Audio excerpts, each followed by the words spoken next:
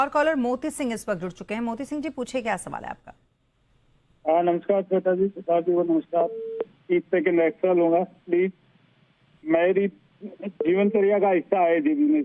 अनिल जी को, सिद्धार्थ जी को, कुणाल जी को, शेखी सर को, जैन साहब को, सबको मैं डेली फॉलो करता हूँ, हर प्रोग्राम जी बिजनेस का देखता हूँ।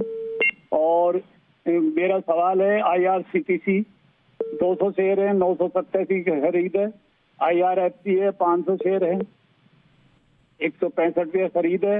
और RVNL 200 शेयर है, 508 पे खरीद है। ओके, क्या करना चाहिए सर फिलहाल इनको, इन तीनों ही स्टॉक्स पर? जी बिल्कुल स्मिता जी, बहुत ही रेल हैवी पोर्टफोलियो इन्होंने यहाँ पर बनाया हुआ है। सभी स्टॉक्स ऑलमोस्ट जी रेलवे स्पेस से ही हमें दिखते हैं यहाँ पर मैं एक एक करके तीनों को कवर करता हूँ। पहला स्टॉक IRCTC था। यहाँ पर देखिए IRCTC के अंदर अब पिछले हमने कुछ समय से काफी अंडर परफॉर्मेंस स्टॉक के अंदर बनते हुए देखी है। किसी भी लेवल पर स्टॉक ने एक बढ़िया सपोर्ट तो नहीं लिया। अब फाइनली 500 के आसपास कुछ दिन स्टॉक ने टिकने का काम किया है। तो मुझे इनकी खरीद का प्राइस तो नहीं पता, बट अगर इन्होंने खरीदा नहीं हुआ है और खरीदना चाहते हैं तो यहाँ पर खरीद सकते हैं। एक टर्न अराउंड के लिए ट्राई कर सकते हैं 500 के नीचे, क्योंकि एक बहुत इंपॉर्टेंट सपोर्ट है। तो 490 485 इन लेवल्स में से कहीं पर भी स्टॉप लॉस रख सकते हैं। और अगर बाय किया हुआ है इन्हीं लेवल्स के आसपास में है तो फिर इन लेवल्स के आसपास एवरेज कर सकते हैं। अगर ये ऑलरेडी लॉस में है तो नीचे में, जैसा कि मैंने कहा, जो एवरेज इनकी होल्डिंग्स होंगी उसके ऊपर 490 485 का स्टॉप लॉस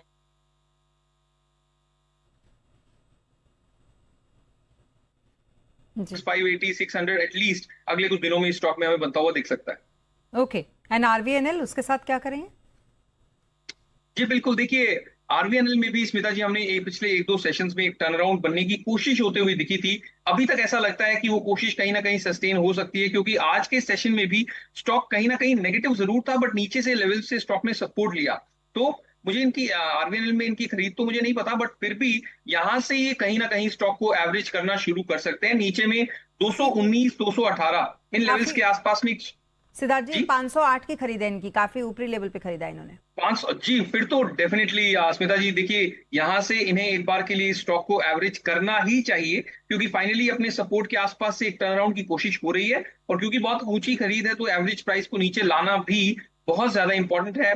जो एवरेज क्वांटिटी होगी, जो नई ये क्वांटिटी को खरीद करेंगे, एटलीस्ट उसके लिए एक स्टॉप लॉस रखें 219 218 के आसपास में, क्योंकि यहां से अगर एक टर्न अराउंड जब बनेगा तो बड़ी तेजी से 260 280 के लेवल ये स्टॉक हमें दिखा सकता है। इनफैक्ट उससे ज्यादा भी तेजी आते हुए दिख सकती है। और इस बार अगर पोजिशनल बेसिस पर 300 के लेवल से ये ऊपर निकल गया फिर तो डेफिनेटली एक बड़ा रनअप आता हुआ दिख जाएगा।